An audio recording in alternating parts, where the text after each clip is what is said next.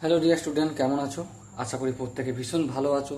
আর আজকে আমরা এই ভেদ চ্যাপ্টারের পরের অঙ্কগুলো শুরু করব। অর্থাৎ এর আগের দিন আমরা 10 পর্যন্ত, 10-এর আগে পর্যন্ত অর্থাৎ 9 পর্যন্ত করেছি। এখন আমরা 10-এর দাগের অঙ্কগুলো স্টার্ট করব। চলো 10-এর দাগের অঙ্কটা কি বলেছে প্রথমে পড়ে নিই। বলেছে যে ওয়াই দুটি চলের সমষ্টির সমান। ওয়াই দুটি চলের সমষ্টির সমান, যার একটি এক্স চলের সঙ্গে সরল ভেদে এবং অন্যটি এক্স চলার সঙ্গে ব্যস্ত ভেদে আছে। এই কথাগুলোর মানে আমি একটু ছটপট করে রাফ আকারে লিখে নিই। ওয়াই হচ্ছে দুটো চলার সমষ্টি। এর মানেটা কি? আমি একটাকে ধরছি এ আর একটা হচ্ছে বি, ঠিক আছে? এই দুটো চলের সমষ্টি ওয়াই এর সঙ্গে সমান, এটা বলে দিয়েছে। বেশ, আর কি আমরা জানতে পেরেছি এটা এটুকুনি পড়ে? এক্স একটা চলের সঙ্গে সরল ভেদে আছে, মানে এক্স ভ্যারিয়াস এ, আর আরেকটা চলার সঙ্গে কি আছে? ব্যস্ত ভেদে, মানে এক্স ভ্যারিয়াস 1/b। এই কন্ডিশন তিনটে আমাদেরকে প্রথমে বলে দেওয়া হয়েছে। তারপর কি বলেছে যে এক্স এর মান 1 হলে ওয়াই এর মান -1 হয়। এক্স এর মান কত হলে 1 হলে ওয়াই এর মান কত হয়? -1 হয়। বেশ, এটাও বলে দিয়েছে। আর কি বলে দিয়েছে? যে এক্স এর মান যখন 3 হয়, ওয়াই এর মান তখন 5 হয়। বেশ, এটাও বলে দিয়েছে। তাহলে এই এক্স আর ওয়াই এর মধ্যে সম্পর্ক কি, এটাই আমাকে করতে হবে। ওকে, তো চলো কি দিয়েছে সেটার উপর বেস করে আমরা লেখাপড়া শুরু করে দিই। সো ডিয়ার স্টুডেন্ট, অঙ্ক শুরু করার আগে ডেফিনেটলি তোমরা আশা করছি এই চ্যানেলটা সাবস্ক্রাইব করে নিয়েছো আর নোটিফিকেশনের বেল আইকনটাও ক্লিক করে দিয়েছো, তাই তো? চলো অঙ্ক শুরু করা যাক। দেখো, এই এক্স এখান থেকেই শুরু করবো আর এখান থেকে অঙ্কটা শুরু করব। ওকে, লিখে নিই যে ধরি একটি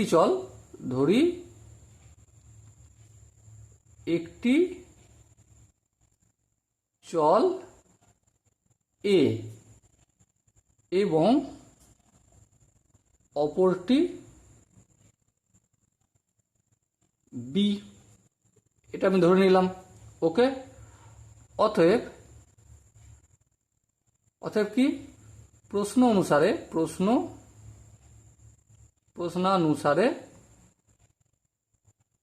কি পেলাম আমরা? এক্স ভ্যারিজাস এ, এটা প্রশ্নে লেখা রয়েছে তাই করলাম। এরপর কি, এই যে ভ্যারিয়াস চিহ্নটা এটা আমরা তুলে দেবো। তুলে দিয়ে এর বদলে কি আনবো? এর বদলে সমান চিহ্ন আনবো আর একটা কনস্ট্যান্ট বা ধ্রুবক আনবো। এটা আমি নাম দিলাম k1 ইন্টু এ। ব্র্যাকেটের মধ্যে কি লিখিতে হবে? k1 not equal to 0। আর কি, এটা একটা ভেদ ধ্রুবক। এখানে ব্র্যাকেটের মধ্যে ভেদ ধ্রুবকটা পুট করে দিলাম।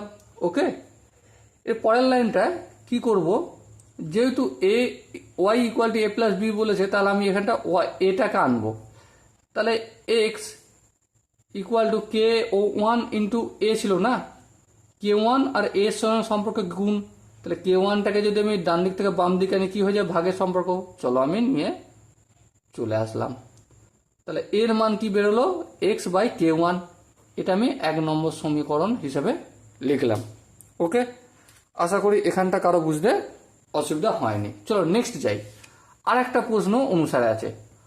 আবার প্রশ্নে কি বলে দিয়েছে? আবার প্রশ্নানুসারে কি বলেছে? এক্স ভ্যারিজাস 1/b, এটা বলে দিয়েছে। তাহলে এটাকেও ভ্যারিজাস চিহ্নটা আমি কি করব? হটিয়ে দেবো। তাহলে এক্স সমান ভ্যারিজাসের বদলে আমি আগের বারে k1 এনেছিলাম, এখানে আমি কি আনবো? k2, আর তারপর কি আছে? 1/b আছে। চলো আমি তাই করলাম।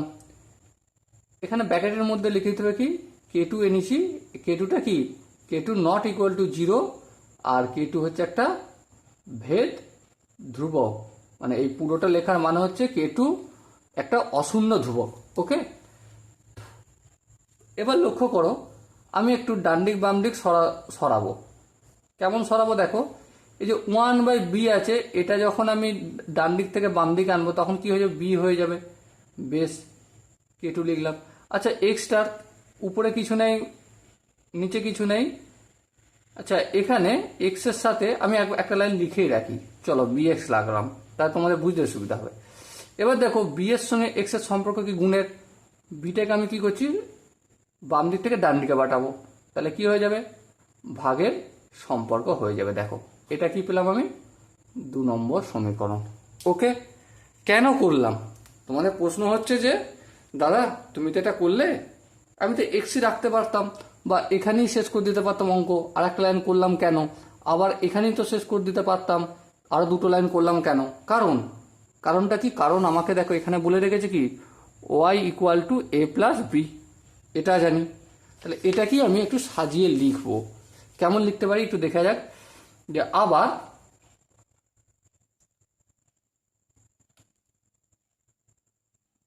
প্রশ্নানুসারে কি বলেছে দেখি। আবার প্রশ্নানুসারে বলেছে যে Y equal to A plus B.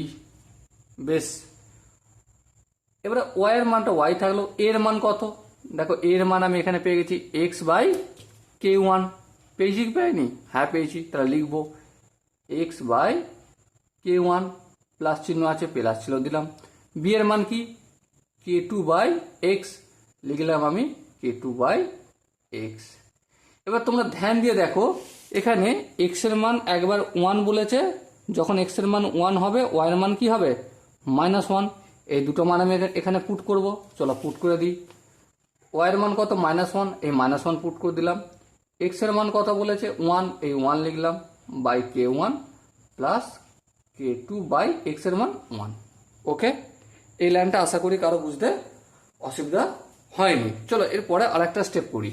আচ্ছা, এদিকটা সবাই বা হবে, বাটা লেখা হয় না আমার, চলো -1 থাকলো। এবার দেখো সমানের ডান দিকে কে ওয়ান আর 1 লসাগু কি হবে কে ওয়ান হবে। কে ওয়ানকে কে ওয়ান দিয়ে ভাগ করলে 1 হয়, 1কে 1 দিয়ে গুণ করলে 1ই হবে, বেশ মিটে গেল।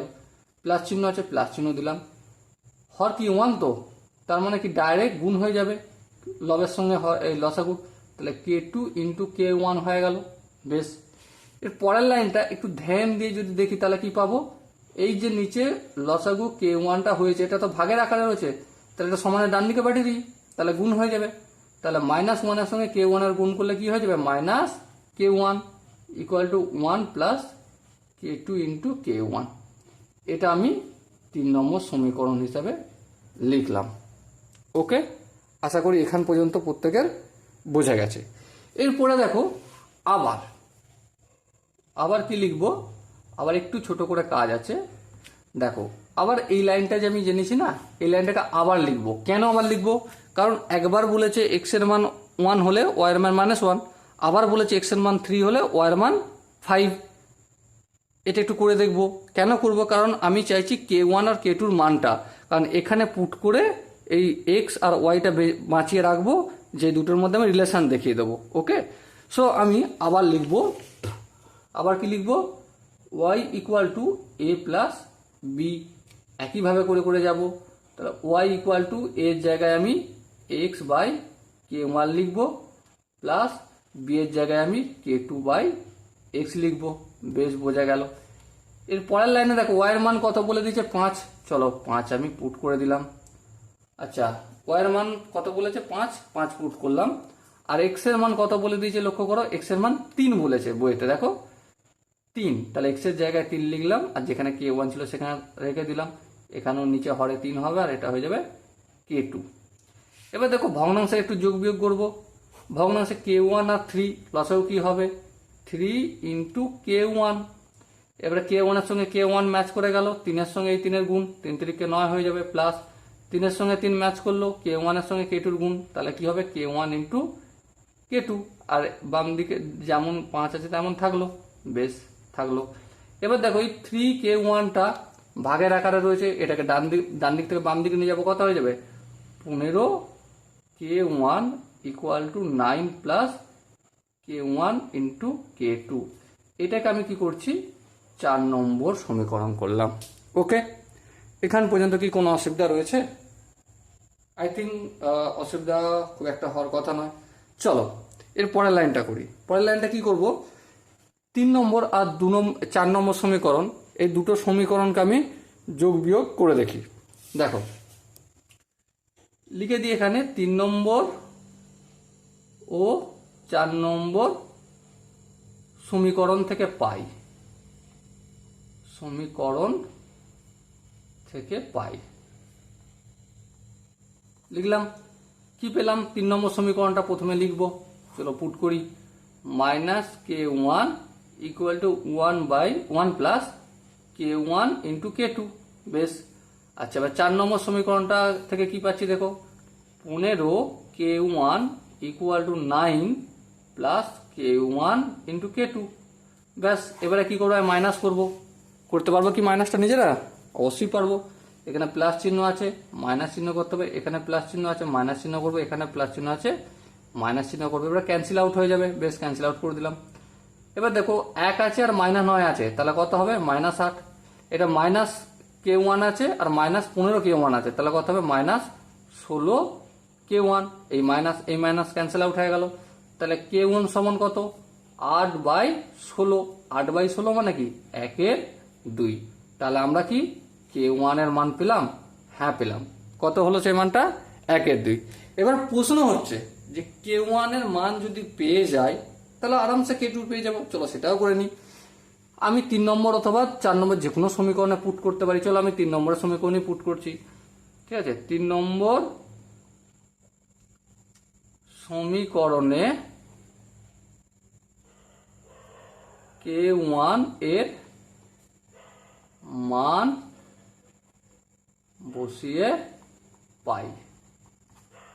তাহলে প্রথমে 3 নম্বর সমীকরণটা লিখি। কি আছে দেখো, minus k1 equal to 1 plus k2 into k1 এটা রয়েছে। k1 এর মান কত সেই মানটা পুট করি। দেখা যাচ্ছে তো? হ্যাঁ দেখা যাচ্ছে। মাইনাস 1/2 ইকুয়াল টু 1, এটা কি হবে? এটা প্লাস k2 আর হাফ গুণ করলে k2/2 হয়ে গেল। ওকে, এবার এখানে করে দিই। দেখো এই একটাকে যদি আমি সমানের বাম দিক থেকে এই ডান দিক থেকে বাম দিকে নিয়ে যাই তাহলে -1 হয়ে যাবে। তাহলে -1 আর -1/2 তাহলে কত হবে? -3/2 হবে। বেশ, আর ডান দিকে কি রয়ে গেল? k2/2 রয়ে গেল। এবার এই দুইটা কে এর সঙ্গে k2 এর সঙ্গে কিসের আকারে রয়েছে? ভাগের আকারে। এটা ডান দিকে থেকে বাম দিকে নিয়ে গেলে কি হয়ে যাবে? গুণের আকারে। তাহলে করে দিই, -3/2 গুণিতক 2 ইকুয়াল টু k2। তাহলে এই দুই ক্যান্সেল আউট হয়ে গেল। তাহলে কি বসে রইল? -3। তাহলে k2 মানটাও আমি পেয়ে গেলাম। কি মান পেয়ে গেলাম? k2 মানটা পেয়ে গেলাম। এরপরে পরের পাতায় করব। এখন এখানটা লিখতে একটু এখন বলে, এখন y equal to a plus b আমরা জানি। হ্যাঁ জানি। আচ্ছা y ইকুয়াল টু a মানে কি? দেখো এখানে আমি বলেছি a মানে কি? x/k1। এটা লিখবো আমি। চলো লিখলাম x/k1 প্লাস চিহ্ন আছে দিলাম। b মানে কি? দেখো b মানে k2/x, এটাও লিখলাম k2/x। ওকে, হাতে লেখা খারাপ, একটু বুঝতে অসুবিধা হবে, তোমরা বুঝে নেওয়ার চেষ্টা করো। এবার লক্ষ্য করো, এগুলো বাদ দিয়ে হবে সব। ওয়াইটা যেমন আছে তেমন থাকলো, এক্স থাকলো, k1 এর মানটা কত? দেখো k1 এর মান আমরা পেয়েছি। দেখো এখানে কত আছে, দেখো k1 এর মান হাফ পেয়েছি। আমি ওখানে ওটা পুট করব। চলো পুট করে দিই। 1/2 প্লাস চিহ্ন আছে, প্লাস চিহ্ন দিলাম। হরে এক্স আছে দিলাম। k2 এর মানটা কত? চলো k2 এর মানটা কি পেয়েছি? হ্যাঁ, কত পেয়েছি? -3। চলো -3 পুট করব। এই আমি -3 পুট করে দিলাম। ওকে, এরপর কি করব? এরপর আমি আর 2-1টা লাইন করব, তাহলেই অঙ্ক শেষ করে দেবো। দেখো এটা এক্স আছে তো, এটা 1/2 আছে। এইটা তো মূল ভাগের চিহ্ন, কিন্তু ভগ্নাংশে ভাগ করা যায় না, গুণ করতে হবে। তাহলে গুণ চিহ্ন দিলাম। 1/2 এর জায়গায় কি হয়ে যাবে? 2/1 হয়ে যাবে। বেশ, এটা -3, এটা প্লাস মাইনাসে মাইনাস 3/x হয়ে গেল। বেশ, এখানটাও বোঝা গেল। আর একটা লাইন করি। ওয়াই, এটা এক্স এর সঙ্গে 2 গুণ করলে 2x, আর 1 এর সঙ্গে x এর নিচে কি মানে 1 এর সঙ্গে 1 গুণ করলে 1 থাকলো, কোনো অসুবিধা নেই। 3/x করলাম। বেশ, পরের লাইনটা কি হবে? দেখো 2x এর নিচে কিছু নেই, মানে 1 আছে, 1 আর x এর লসাগু কি হবে? x। এবার এক্সের সঙ্গে 2x এর গুণ হয়ে যাবে। যখন ভগ্নাংশে যোগ বিয়োগের সময় যখন হরটা কোনো একটা রাশির হর যদি 1 থাকে তাহলে লসাগুর সঙ্গে ডাইরেক্ট গুণ হয়ে যায়, এটা মনে রাখবে, ঠিক আছে? তাহলে এক্সের সঙ্গে 2x এর গুণ করলে 2x স্কোয়ার মাইনাস এক্সের সঙ্গে এক্স এর ভাগ করলে কি 1 হয়, 1 কে 3 দিয়ে গুণ করলে 3 হয়। চলো করে দিলাম, ওকে। এবার দেখো এই এক্সটা কি কিসের আকারে আছে, ভাগের আকারে। চলো ডান দিকে নিয়ে গেলে কি হয়ে যাবে, এক্স ইন্টু ওয়াই, এদিকে কি পড়ে রইল 2x স্কোয়ার মাইনাস 3, এগুলো সব বাদ দিতে হবে, ওকে। এর পরের লাইনটা দেখি, এক্স ওয়াই যেমন আছে তেমন থাক। এই 2x স্কোয়ারটাকে আমি এদিকে আনবো, তাহলে প্লাস আছে, এদিকে আসলে কি হয়ে যাবে মাইনাস 2x স্কোয়ার, এটা মাইনাস 3 যেমন আছে তেমন থাকলো, ওকে। আচ্ছা, সমান চিহ্নটা দেওয়া হয় না, এখানে সমান চিহ্ন, মাইনাস চিহ্ন, মাইনাস 3টা যেমন আছে থাকলো, ওকে। চলো এরপর আরেকটা স্টেপ আগিয়ে যাব। কি স্টেপ? দেখো এখানে এক্স আছে, এখানে এক্স স্কোয়ার আছে, দুটো এক্স থেকে একটা এক্স কি করবো, কমন নেবো, হ্যাঁ নেবো, নিলাম। তাহলে এখানে কি পড়ে গেলো, এখানে ওয়াই পড়ে থাকলো, এখানে মাইনাস 2x পড়ে থাকলো, যেমন মাইনাস 3 আছে তেমন থাকলো, বেশ কোনো অসুবিধা নেই। এর পরের লাইনটা যাই, ওয়াই মাইনাস 2xটাকে আমি এদিকে রেখে দিলাম, আর এক্সটা কিসের আকারে রয়েছে, গুণের আকারে, সমানের অপোজিট দিকে গেলে কি হয়ে যাবে ভাগের আকারে, তাহলে মাইনাস 3/x হয়ে গেল, ওকে, বেশ কোনো অসুবিধা নেই। এবার লক্ষ্য করো ওয়াই এই মাইনাস 2xটাকে যদি সমানের বাম দিক থেকে ডান দিকে নিয়ে যায় কি হয়ে যাবে, প্লাস হয়ে যাবে। চলো আমি প্লাস 2x লিখলাম, আর যেটা পড়েছিল সেটা তো লিখতেই হবে, ওকে। তাহলে এই হচ্ছে ওয়াই আর এক্স এর মধ্যে সম্পর্ক। আই থিঙ্ক তোমরা প্রত্যেকে অঙ্কটা সুন্দরভাবে বুঝতে পেরেছো। যদি কোনো জায়গায় অসুবিধা থাকে তো ডেফিনেটলি কমেন্ট সেকশনে জানিও, অথবা নিচে যে ডেসক্রিপশন লিংক আছে ওখানে একটা হোয়াটসঅ্যাপ কমিউনিটি আছে, ওখানে তুমি অ্যাড হতে পারো, ওকে। চলো দেখা যাচ্ছে, এরপর আমরা 11 দাগের অঙ্কটা করব। অঙ্কটা কি বলেছে প্রথমে সেটা আমরা পড়ে নেব, ওকে। দেখো বলেছে যে এ ভ্যারিজেস বি, বেশ, এ ভ্যারিজেস বি বলেছে, আর কি বলেছে বি ভ্যারিজেস সি, বেশ, বি ভ্যারিজেস সি লিখলাম। এই দুটো বলে দিয়েছে আমাদেরকে, ওকে। আর কি প্রমাণ করতে বলেছে, a q b q plus b q c q plus c q a q ভ্যারিজেস, কি বলে তারপর a b c into a q plus b q plus c q. এটা আমাকে প্রমাণ করতে হবে, ওকে। সো প্রমাণ করার আগে আমরা কিভাবে প্রমাণ করব তার স্টেপ একটু আগিয়ে নিয়ে যাই, ওকে। দেখো লক্ষ্য করো মন দিয়ে, এখানে এটা তো ভ্যারিজেসের চিহ্ন, এই চিহ্নটা তুলে যদি সমান দিই, আর এখানে যদি একটা ধ্রুবক বা কনস্ট্যান্ট বলে আমি লিখলাম, ঠিক আছে। কনস্ট্যান্টের সঙ্গে এই পুরো রাশিটা গুণ থাকে, যখনই এটা আমি বাম দিকে আনবো তখন কি হয়ে যাবে, ভাগের আকার হয়ে যাবে, ঠিক আছে। তাহলে আমাকে এই জায়গাটা যেতে হবে, এই ভাগের আকারের জায়গাটায় পৌঁছাতে হবে।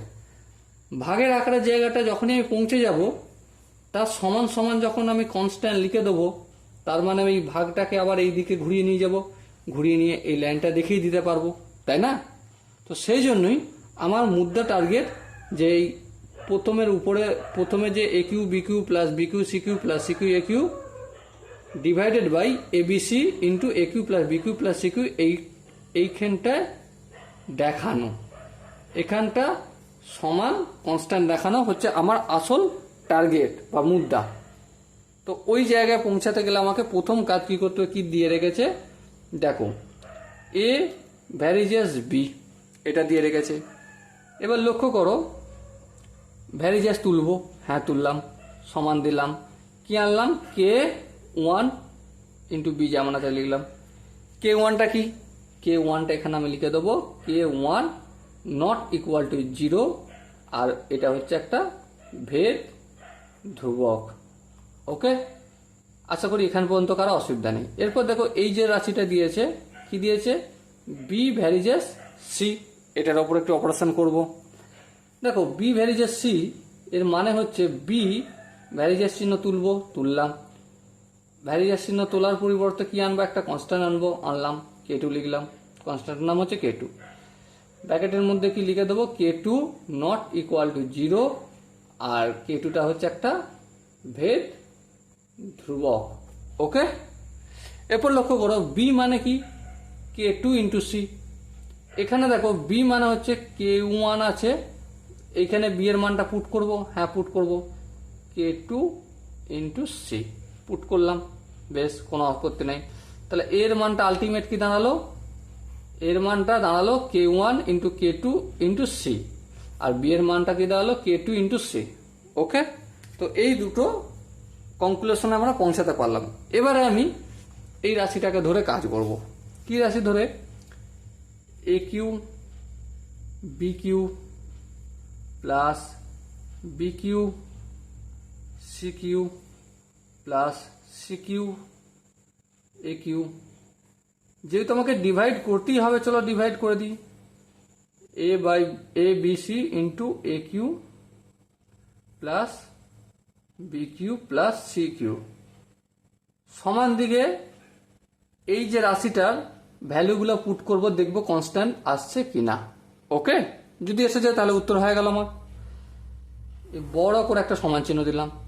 প্রথমে কি আছে দেখো, এ কিউ, এ মানে কি কে ওয়ান কে টু, সি তার হোল কিউ হবে কে ওয়ান কে টু সি তার হোল কিউ। এখানেই শেষ নয়, তার সঙ্গে আবার বি কিউর গুণ আছে, বি কিউ মানে কে টু ইন্টু সি তার হোল কিউ হলো। ওকে, তারপর দেখো কি আছে, প্লাস চিহ্ন, প্লাস চিহ্ন দিলাম। কি আছে বি কিউ, বি কিউ মানে কি এটা কে টু সি তার হোল কিউ করলাম। তারপর ফের কি আছে সি কিউ, সি কিউর মান জানি না, আমি সি কিউটাকে সি কিউর আকারেই লিখে দিলাম। তারপর প্লাস চিহ্ন দিলাম, তারপর কি আছে সি কিউ, চলো সি কিউ লিখলাম। এ কিউ মানে কি, এই যে কে one into k two into C লিখবে এটা, কে one into k two into C তার হোল কিউ লিখলাম। ওকে, এখানটা কি কারো বুঝতে অসুবিধা হচ্ছে? আশা করি তো অসুবিধা হওয়ার কথা না, শুধু মানগুলো পুট করছি। এবার দেখো নিচে কি আছে, এবিসি, এ মানে কি কে ওয়ান কে টু সি, বি মানে কি কে টু ইন্টু সি, কে টু ইন্টু সি লিখলাম। তারপর কি আছে ইন্টু দিয়ে সরি এ লিখেছি, বি লিখেছি, আবার সি, সিটা মানে সি, সি এর তো কোনো মান নেই, চলো এটা কাটা। ব্যাকেট দেবো এ কিউ, ব্যাকেটের পর কি আছে এ কিউ, তো আচ্ছা এখানে একটু সেকেন্ড ব্যাকেট করি বুঝতে সুবিধা হবে। এ কিউ, এ কিউ মানে কি পুরো মানটা লিখবো কে ওয়ান কে টু আর সি, এই পুরোটার হোল কিউ। প্লাস চিহ্ন আছে, চলো প্লাস চিহ্ন দিলাম। বি কিউ মানে কি কে টু সি তার হোল কিউ, আর সি কিউ যেমন আছে সি কিউর মান আমরা জানি না, এটা রেখে দিলাম। ওকে, এখান পর্যন্ত কি কারো বুঝতে অসুবিধা রয়েছে? আশা করি, আমার মনে হয় না কারো অসুবিধা হবে, কারণ আমি শুধুমাত্র দেখে দেখে মানগুলো পুট করেছি। ওকে, চলো পরের লাইনটা করি। এরপর লক্ষ্য করো, এই লম্বা লাইন করে দিলাম, এ ওয়ান কে ওয়ান কে টু যেমন থাকলো বেশ। এবার পাওয়ারগুলো শুধু সাজিয়ে লিখে নিই, সি কিউ ইন্টু কে ওয়ানের কিউ ইন্টু কে টু এর কিউ, বেশ। এখানে ইন্টু ছিল, ইন্টু চিহ্ন দিলাম, কে টু এর ফের কিউ আর হচ্ছে সি কিউ। এই পোর্শনের কাজটা আমার কমপ্লিট হলো, বেশ। প্লাস চিহ্ন দিলাম। এবার এই পোর্শনের কাজটা কে টু তার কিউ আর হচ্ছে সি কিউ, দেখো এখানটা ভাঙলাম, ইন্টু সি কিউ আছে, সি কিউটা লিখে রেখে দিলাম। ওকে, এবার লক্ষ্য করো প্লাস আছে, সি কিউ যেমন আছে তেমন থাকলো।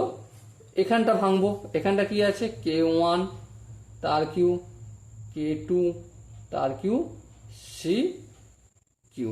ওকে, এবার নিচেরটা দেখো, এখানে একটা সি আছে, এখানে একটা সি আছে, এখানে সি আছে, পাওয়ার কত এক এক করে পাওয়ার আছে, তাহলে টোটাল কত পাওয়ার হলো, তিনটে পাওয়ার হলো, লিখলাম। ইন্টু কে ওয়ান কে টু আর এখানে একটা কে টু, তাহলে কি লিখবো কে one into k two square, বেশ কোনো অসুবিধা নেই, লিখে দিলাম।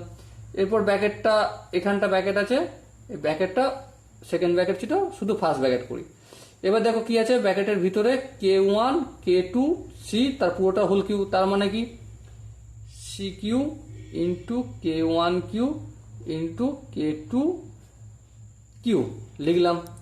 তারপর প্লাস চিহ্ন আছে, এই প্লাস চিহ্ন দিলাম।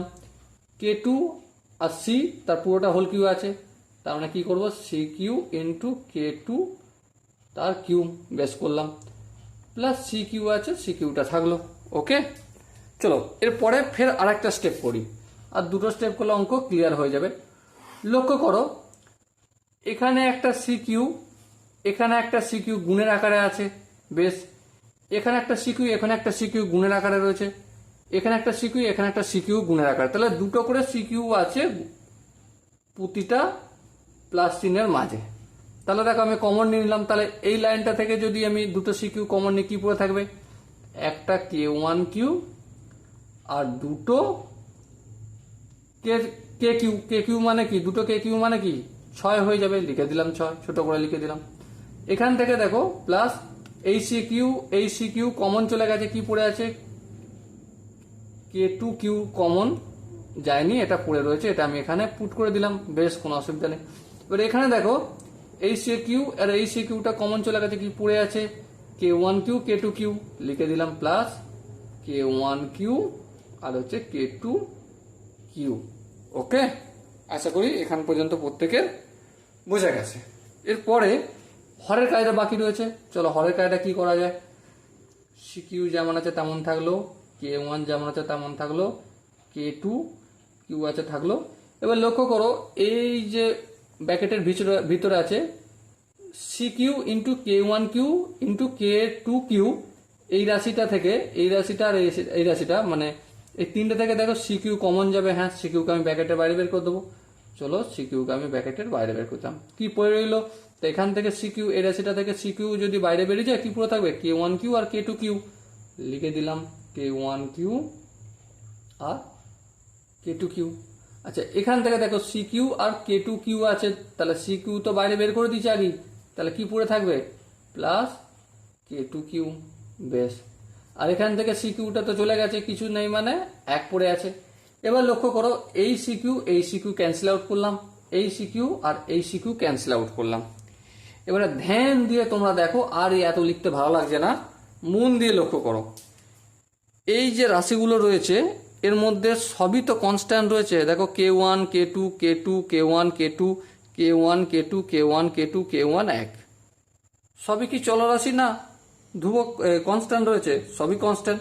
তাহলে সবগুলো কনস্ট্যান্টকে ধরে নিচ্ছি আমি, কি ধরে নিলাম, আর ব্র্যাকেটে সবটা লিখতে হবে। চলো একবার লিখে নিই, একবারই লিখবো, লিখে নিই কে কিউ ইন্টু কে সিক্স, পুরোটা আমি শুধু এটা দেখে দেখে লিখছি, কে টু তার whole Q plus k one এর কিউ ইন্টু কে টু এর কিউ ডিভাইডেড বাই কি আছে কে one into k two square, ব্র্যাকেটের ভিতরে কি হবে, কে one Q into k two এর কিউ প্লাস কে থ্রি কে টু এর কিউ প্লাস 1, এইটা সমান কি আমি কে ধরছি, আর এটা কি নট ইকুয়াল টু 0, আর হচ্ছে ভেদ ধ্রুবক। ওকে, এবার লক্ষ্য করো আমি যে বাম দিকটা লিখে নিই, তার মানে এই বাম দিকটাও এই যে রাশিটা, এই রাশিটা এখানে আছে, এখানে আছে, এখানে আছে, একবার আমি পুট করে দিই ফটাফট করে তোমরা একটু পুট করে নেবে। আমি কি করছি শেষ লাইনটা শুধু লিখে নিচ্ছি। ওকে, বাবা দিয়ে তোমরা এখানটা লিখবে, এখানটাও লিখে নেবে, আর এখানটা আমি পুট করে দিচ্ছি। কি আছে দেখো, a q b q plus b q c q plus c q a q, বেশ। নিচে কি আছে, a b c into a q plus b q plus c Q.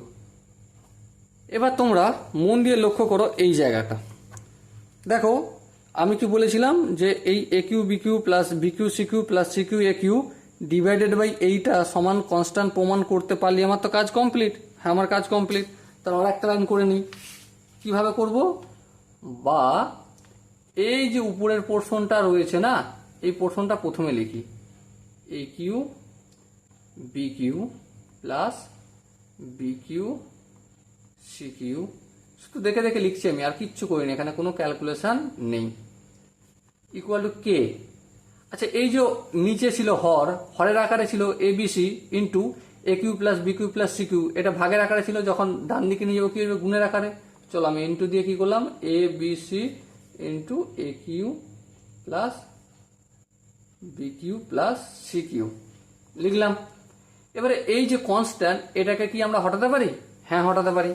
তাহলে হটিয়ে এর পরিবর্তে আমি কি আনবো বলো, এই একটা ভ্যারিজার চিহ্ন আসবো। তারপর ডান দিকে যেমন থাকা লিখে দেবো, আর বাম দিকে যেমন থাকা রেখে দেবো। তাহলে লিখে দিই এবার a q b q plus b q c q plus c q a q. আর এদিকটা কেমন আছে, a b c into a q plus b q plus c q. দেখো তো এটাই প্রমাণ করতে বলেছিল? হ্যাঁ প্রমাণ করতে বলেছিল। তাহলে এটা কি হলো, আমার প্রমাণিত হয়ে গেল। কিন্তু ব্র্যাকেটের মধ্যে লিখে দিতে হবে এখানটায় কে নট ইকুয়াল টু 0, আর কি ভেদ ধ্রুবক, কারণ যেহেতু এখানে এই কে বা কনস্ট্যান্টের বিলোপ ঘটাচ্ছি, সেহেতু আমাকে এটা লিখতেই হবে। ওকে, সো ডিয়ার স্টুডেন্ট, আশা করি তোমরা প্রত্যেকে 11 অঙ্কটা ধীরে ধীরে প্রতিটা স্টেপ বুঝতে পেরেছ। চলো এরপর আমরা 12 অঙ্কটা করব। 12 দাগের অঙ্কটা প্রথমে আমরা পড়ি। কি বলেছে দেখো, এক্স ডেসিমিটার গভীর একটি কূপ খনন করার জন্য মোট ব্যয়ের এক অংশ এক্সের সঙ্গে সরল ভেদে এবং অপর অংশ এক্স স্কোয়ারের সঙ্গে সরল ভেদে পরিবর্তিত হয়। বেশ অল্প একটু বোঝা গেল। যদি 100 ডেসিমিটার এবং 200 ডেসিমিটার কূপ খনন করার জন্য যথাক্রমে 5,000 টাকা ও 12,000 টাকা খরচ হয়, তবে 250 ডেসিমিটার কূপ খনন করার জন্য কত ব্যয় হবে হিসাব করে লিখি। দেখো ধ্যান দিয়ে একটা জিনিস বোঝার চেষ্টা করো। অঙ্কটা আবার একবার রিপিট পড়ব, এবং রিপিট পড়তে পড়তে কোথায় কি বলে যাচ্ছে সেগুলো ছোটো ছোটো করে নোট ডাউন করব। ওকে, চলো প্রথমে কি বলছে যে এইটা কি গভীরতা, ঠিক আছে, এক্স ডেসিমিটার একটা কূপ খনন করা হবে, এর জন্য খরচ আমি জানিনি, একটা ধরে নিচ্ছি এ আর একটা ধরে নিচ্ছি বি। কিন্তু এই যে এর খরচের পরিমাণ আর বি এর খরচের পরিমাণ, এই দুটোর সঙ্গে এই কূপ খননের একটা সম্পর্ক রয়েছে। কি সম্পর্ক দেখো, বলেই দিয়েছে বইয়েতে যে মোট ব্যয়ের এক অংশ, আমি একটা অংশ এ ধরেছিলাম আর একটা বি ধরেছিলাম, তাহলে আমি এটাকে মনে করছি যে একটা অংশ এক্স এর সঙ্গে সরল ভেদে, মানে এক্স ভ্যারিজাস এ, এই সম্পর্ক আছে। আর কি আছে, এবং অপর অংশটি এক্স স্কোয়ারের সঙ্গে সরল ভেদে, তাহলে এটা লিখবো আমি কি এক্স এর B varies as X square. Clear? এখান পর্যন্ত ক্লিয়ার হলো কি না হলো না? আশা করি এখান পর্যন্ত ক্লিয়ার হলো।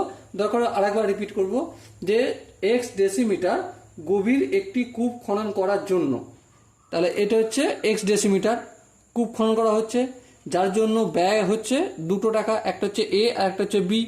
এর সঙ্গে কূপ খননের সম্পর্ক হচ্ছে কি সরল সম্পর্ক, আর বি এর সঙ্গে এক্স স্কোয়ারের সঙ্গে সরল সম্পর্ক। এটাই বলেছে, এটাই পড়লাম। এরপর নেক্সট কি বলছে দেখো, যদি 100 ডেসিমিটার এবং 200 ডেসিমিটার কূপ খনন করার জন্য যথাক্রমে 5,000 এবং 12,000 টাকা খরচ হয়। দেখো 1,000 ডেসিমিটার এবং 12,000 ডেসিমিটার কূপ খনন করার জন্য 5,000 খরচ হচ্ছে আর 12,000 টাকা খরচ হচ্ছে, তাহলে 250 ডেসিমিটার কূপ খনন করার জন্য কত খরচ হয় সেই হিসেব করে লিখি। দেখো 250 কত খরচ হয় সেটা আমি অনেক দূরের কথা, অত দূর পর্যন্ত আমি যাইনি, কিন্তু আমার ছোট ছোট স্টেপ আমাকে করতে হবে। কি স্টেপ করতে হবে, যেমন 100 ডেসিমিটার কূপ খনন করার জন্য কত খরচ হচ্ছে এটা আমাকে করতে হবে প্রথম। তাহলে কি লিখব, যে প্রথমে এই পোর্শনটা করে দিই প্রশ্ন অনুসারে। কি লিখব, প্রশ্ন অনুসারে আমি এটা লিখে এই পোর্শনের কাজটুকু কমপ্লিট করি। যে প্রশ্ন অনুসারে আমি কি জানছি, এক্স ভ্যারিজাস এ। হ্যাঁ ঠিক, এক্স ভ্যারিজাসটা তুলে দিলে কে ওয়ান ইন্টু এ।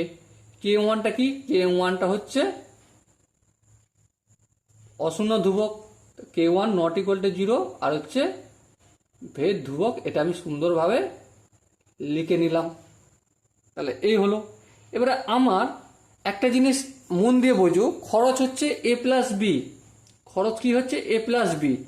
তাহলে আমার এখান থেকে এর মানটা বের করতে হবে। কিসের মানটা বের করতে হবে? এর মানটা। সেই জন্য আমাকে এখানে কি করতে হবে?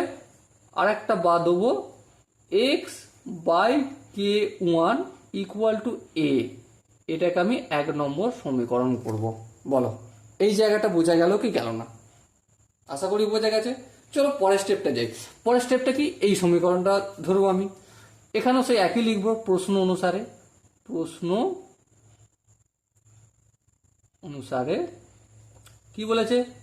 বি ভ্যারিজাস এক্স স্কোয়ার, এটা ঘুরিয়ে লিখেছি, তাছাড়া কিছু করিনি, সব একই আছে। বা দিয়ে বি সমান ভ্যারিজাস তুলে কি আনবো? কে টু আনবো ইন্টু এক্স স্কোয়ার, যেখানে কে নট ইকুয়াল টু 0 আর কে হচ্ছে একটা ভেদ ধ্রুবক, বা আমি অন্যভাবে লিখতে পারি কে হচ্ছে অশূন্য ধ্রুবক। ওকে, তাহলে এটা হলো আমার কি 2 নম্বর সম্পর্ক হলো। ওকে, এখান পর্যন্ত কি বোঝা গেছে? আশা করি বোঝা গেছে। এরপর আমাকে কি বলেছে যে 100 ডেসিমিটার ও 200 ডেসিমিটার কূপ খনন করার জন্য 5000 ও 12,000 টাকা খরচ হয়। দেখো 100 200 আমি পরে আলোচনা করবো একটু পরে।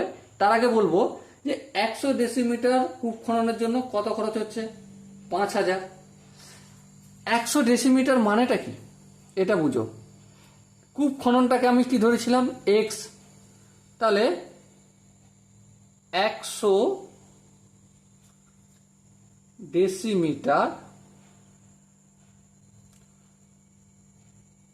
কূপ খননের জন্য খরচ কত টাকা? 5000 টাকা লিখলাম আমি। কিন্তু আর একটা জানি, কি জানি সে কতটা কি? কূপ খনন কতটা হচ্ছে এক্স। তাহলে প্রশ্ন অনুসারে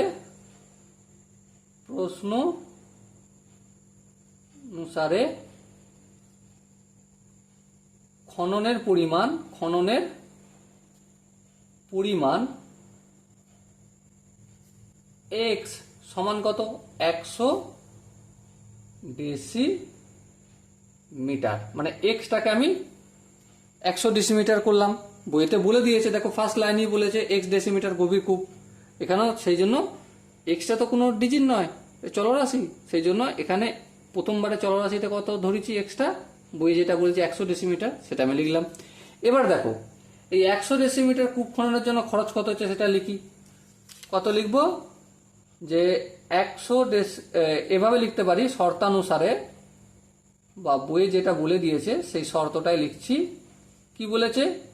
এ প্লাস বি ইকুয়াল টু 5000। এটা কি বলে দিয়েছে? হ্যাঁ বলে দিয়েছে। কেন বলে দিয়েছে মন দিয়ে তোমরা দেখো। খরচ দুটো অংশ হচ্ছে। খরচ কটা অংশ হচ্ছে? দুটো অংশে, একটা এ আর একটা বি। এর সঙ্গে কূপ খননের সম্পর্ক কি? ভ্যারিজাস বা সমানুপাতিক। আর বি এর সঙ্গে বর্গের সঙ্গে সমানুপাতিক, সেটাই আমি এখানে লিখলাম। এখান পর্যন্ত আশা করি প্রত্যেকের বোঝা গেছে। এরপর লক্ষ্য করো এর মানেটা কি। এর মানেটা দেখো এক্স বাই কে ওয়ান, এটা আমি এখানে পুট করব। চলো পুট করলাম X by K one plus এই বি এর মানেটা কি? বি এর মানেটা কে টু এক্স স্কোয়ার, এটাও কি আমি এখানে পুট করব? চলো পুট করে দিই, k two into x square equal to 5000। Okay, এখান পর্যন্ত আশা করি প্রত্যেকের বোঝা গেছে। এরপর আরেকটা লাইন করে নিই। দেখো এখানে এক্স এর ভ্যালুটা কত? দেখো এখানে 100, তাহলে 100 বাই কে ওয়ান লিখবো। বেশ, কে টু লিখলাম। লক্ষ্য করে এখানে এক্স স্কোয়ার আছে, তো এক্স স্কোয়ার মানে 100 তার হোল স্কোয়ার লিখবো। বেশ, ইকুয়াল টু 5000 লিখলাম। এবারে ক্যালকুলেশনটা একটু সহজ বা করার জন্য কিভাবে করতে পারা যায় একটু দেখিনি। দেখো যদি এর নিচে কিছু না মানে 1 আছে, কে ওয়ান আর 1 লসাও কি হয়? অবভিয়াসলি কে ওয়ান হয়। কে ওয়ানের সঙ্গে কে ওয়ান মিলে গেল, 1 কে 100 দিয়ে গুণ করলে 100 হবে। বেশ, এবারে কে ওয়ানের সঙ্গে এটার কি ডাইরেক্ট গুণ হয়ে যাবে, তাহলে কে one into k two into 100 square লিখলাম ইকুয়াল টু 5000। শুধুমাত্র ক্যালকুলেশন করবো, আর কিচ্ছু করবো না। ওকে, বা 100টা এদিকে থাকলো plus k one into k two, এখানে 100 স্কোয়ারটা রেখে দিলাম, এদিকে কি হলো 5000 কে ওয়ান। এটা আমি কি করলাম, 3 নম্বর সমীকরণ করলাম। ওকে, এখান পর্যন্ত কি বোঝা গেছে? আই থিঙ্ক এখান পর্যন্ত প্রত্যেকের বোঝা গেছে বা কোনো বুঝতে অসুবিধা নেই। এরপরে আর একটা লাইন করব, একইভাবে আর একটা করছে 200 ডেসিমিটার, অতএব 200 ডেসিমি কূপ খননের জন্য খরচ হয় 12,000 টাকা, লিখে দিলাম। তাহলে অর্থাৎ প্রশ্ন অনুসারে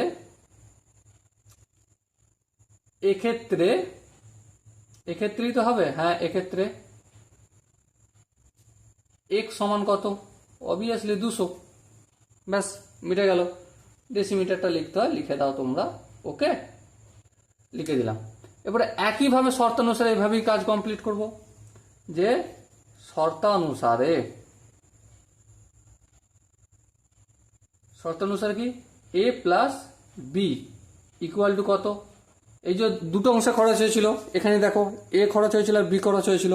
কত খরচ হয়েছিল, এখানে দেখো পেয়ে গেছি 12,000, বইয়ে বলে দিয়েছে, আমরা বই দেখে দেখে করছি, ব্যাস মিটে গেল। এর মানে কত, এর মানে হচ্ছে x বাই কে ওয়ান, এটা লিখবো x by K one. B এর মান কত, দেখো বি এর মান k two into x square, চলো লিখে দেবো k two into x square equal to 12,000 করলাম। ওকে, এবারে মানগুলো পুট করব। দেখো এক্ষেত্রে এক্স এর মান কত, 200, চলো 200টা লিখে দিই। তাহলে 200 by K one plus K two into 200 whole square রেখে দিলাম একবার, 12,000টা যেমন আছে তেমন থাকলো। সেম একইভাবে লসাগু করব, কে ওয়ান হবে লসাগু, এখানে কি হবে 200 হবে প্লাস কে ওয়ানের সঙ্গে ডাইরেক্ট গুণ হয়ে যাবে, কে one into k two into 200টা আবার স্কোয়ারের আকারে থাকলো, এখানে 12,000 হয়ে গেল। এবারে কে ওয়ানটা সমানের অপোজিট দিকে পাঠালে কি হয়ে যাবে বলো, ফটাফট করে বলো, ভাগের আকারে রয়েছে, কি হবে তাহলে, কি হবে বলো, গুণ হয়ে যাবে।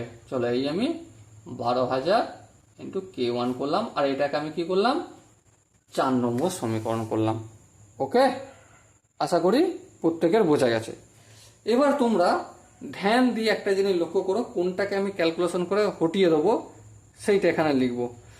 লক্ষ্য করো, এই রাশিটাকে 3 নম্বর রাশিকে যদি 4 দিয়ে গুণ করি, এখানে 2 স্কোয়ার মানে সেই 4 হয়ে যাচ্ছে, তাহলে কাজ কমপ্লিট হয়ে যাবে।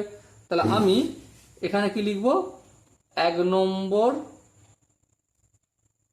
সমীকরণকে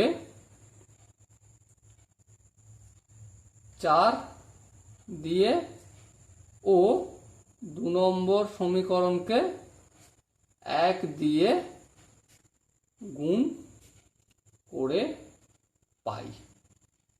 দেখো 3 নম্বর সমীকরণকে কত দিয়ে, সরি এটা 1 নম্বর বলেছি, ভুল বলেছি, এটা 3 নম্বর সমীকরণ, ঠিক আছে, এটা 3 নম্বর আর এটা 4 নম্বর। এই যে এই সমীকরণটাকে কত দিয়ে গুণ করছি, 4 দিয়ে গুণ করবো, চলো গুণ করি। তোমরা নিশ্চয় দেখতে পাচ্ছ এখানে 4কে যদি 100 দিয়ে গুণ করি কত হবে, 400 হবে, বেশ করলাম। প্লাস এটাকেও যদি গুণ করি, দেখো 100কে 100 দিয়ে গুণ করলে কত হয়, 100কে 100 দিয়ে গুণ করলে 10,000 হয়, তাকে আবার 4 দিয়ে গুণ করি, তাহলে 4 1 2 3 4 কে ওয়ান কে টু। আচ্ছা এদিকে যে 5,000 কে আছে, কে ওয়ান আছে, এটাকেও তো 4 দিয়ে গুণ করতে, হ্যাঁ করে দিই, তাহলে 4 5 20, এটা পেলাম। আর 1 নম্বর সমীকরণকে সরি এই 4 নম্বর সমীকরণকে কত দিয়ে গুণ করবো বলেছি আমি, 1 দিয়ে। 1 দিয়ে গুণ করা মানে কি, যেটা আছে সেটাই লিখে দেবো, চলো সিম্পলি আমি সেটাই লিখে দিলাম। আচ্ছা এখানে দেখো 200 স্কোয়ার মানে হচ্ছে 2 দুগুণে 4, 1 2 3 4, 4টে শূন্য, 1 10 শতক হাজার 40,000, কে ওয়ান K2 থাকবে, আর এখানে যেমন 12,000 K1 থাকলো লিখে দিলাম। ওকে, এবার আমি যদি বিয়োগ করি, বিয়োগ করলে কি পাবো? এই দুটো ক্যান্সেল আউট হয়ে গেল, বা খুব সুন্দর সিস্টেম হয়ে গেল। এবারে 400 থেকে 200 বিয়োগ করলে কত হবে? 400 থেকে 200 বিয়োগ করলে অবভিয়াসলি 200 হবে, সেটা আমি করলাম। সমান এখানে দেখো 20,000 থেকে 12,000 বিয়োগ করলে কত পাবো? সিম্পলি 8,000 K1 পাবো। এবার লক্ষ্য করো, এটা একটু দূরে দূরে হয়ে গেছে, একটু কাছাকাছি করনি। এটা 200 আর এখানে 8 1 2 3 K1। কাটাকাটি করি, কাটাকাটি করলে লক্ষ্য করো, কি লক্ষ্য করবে? একটা শূন্য দুটো শূন্য, একটা শূন্য দুটো শূন্য কাটলো, 2 1 কে 2, 4 2 8। তাহলে কত হলো? K1 equal to 1/40। বলো এখান পর্যন্ত কারো বুঝতে অসুবিধা আছে কিনা? কারণ এখান পর্যন্ত যদি বোঝা যায়, পুরো অঙ্কটার মধ্যে কোনো দম নেই, অঙ্কটা ক্লিয়ার হয়ে যাবে। ওকে, এরপর K1 থেকে আমরা K2 এর মান বের করতে পারবো? হ্যাঁ পারবো। দেখো এখানে 3 নম্বর সমীকরণ, অথবা এখানে আমার 4 নম্বর সমীকরণ আছে, যে কোনো জায়গায় মান পুট করে দেবো, ফটাফট করে বের করে দেবো। চলো আমি 3 নম্বর সমীকরণটাই করছি, তোমরা ইচ্ছা করলে 4 নম্বরও করতে পারো, কোনো অসুবিধা নেই। লিখবো কি? যে 4 নম্বর সমীকরণে, সরি 3 নম্বর বললাম, 3 নম্বরটাই লিখি, যে 3 নম্বর সমীকরণে K1 এর মান বসিয়ে পাই। আচ্ছা, মান নয় পরে বসাবো, প্রথম কে সমীকরণটা কি আছে দেখি। 100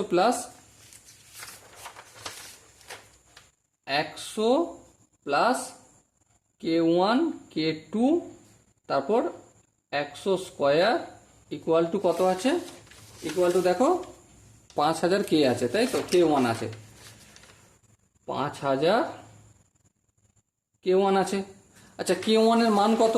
দেখো K1 এর মান কত বের করেছি? 1/40। চলো লক্ষ্য করো, K1 এর মানটা আমি এটা মনে রাখার জন্য 1/40 এখানে লিখে নিলাম। ওকে, আশা করি তোমাদের বুঝতে কারো অসুবিধা হচ্ছে না। লক্ষ্য করে এবারে 100 যেমন আছে তেমন থাকলো। K1 এর মান কত? 1/40, সরি এখানে 4 লিখেছিলাম, 40 হবে। K2 এর মান আমি বের করব, জানি না। 100 মানে 100 আর দুটো শূন্য, আর এটা হচ্ছে 5,000 ইন্টু K1। এবার লক্ষ্য করো, উপর নিচে কাটাকাটি যায়। হ্যাঁ কাটাকাটি যায়, চলো কাটাকাটি করবো। হ্যাঁ আচ্ছা এখানে K1 এর মানটা পুট করে দিই না, ইন্টু 1/400 করলাম, বেশ। এবার দেখো এই শূন্য কাটাকাটি যাবে। হ্যাঁ কাটাকাটি গেল। এবার লক্ষ্য করো, 4 4 25 100, আর এই শূন্যটা রয়েছে, এই শূন্যটা গেল। তাহলে 4কে 250 দিয়ে গুণ করলে 1000 হয়ে যায়, বেশ মিটে গেল। এবার লক্ষ্য করো, এই শূন্য আর এই শূন্য কাটলাম। হ্যাঁ কাটলাম, কোনো অসুবিধা নেই। এবারে এই 4 আর এখানে 125 করলাম। 4কে 125 দিয়ে গুণ করলে কত হয়? 500 হয়ে যায়, বেশ মিটে গেল। তাহলে কি পড়ে আছে আমার? 100 এখানে পড়ে আছে, আর এখানে কি পড়ে আছে? K2 ইন্টু 250, তাহলে 250 K2 পড়ে আছে, আর এখানে কি পড়ে আছে? 125। এবার ডান দিক বাম দিক করবো, আর তো কিছু করবো না। 250টা রাখলাম, আর 100টাকে সমান অপোজিট দিকে নিয়ে যাব, তাহলে কি হবে? 125 মাইনাস 100, তাহলে 125 থেকে 100 বিয়োগ করলে কত হয়? অবভিয়াসলি 25 হয়, করে দিলাম। এবারে K2টা কিসের আকারে আছে? K2-র সঙ্গে 250টা গুণের আকারে, অপোজিট দিকে গেলে কি হয়ে যাবে? ভাগের আকারে। চলো 25/250 সমান কি? 1/10। তাহলে K2 এর মান আমি পেয়েছি, হ্যাঁ পেয়েছি। K1 এর মান পেয়েছি, হ্যাঁ পেয়েছি। K1 এর মান পেয়ে গেলাম, K2 এর মান পেয়ে গেলাম। এবার আমার প্রশ্ন হচ্ছে, বইয়েতে আমাকে কি বের করতে বলেছে? চলো বইটা আবার বই ফলো করব, আবার বই পড়তে শুরু করব, ঠিক আছে? যে 250 ডেসিমিটার গভীর কূপ খনন করার জন্য কত টাকা খরচ হবে। তাহলে এখানে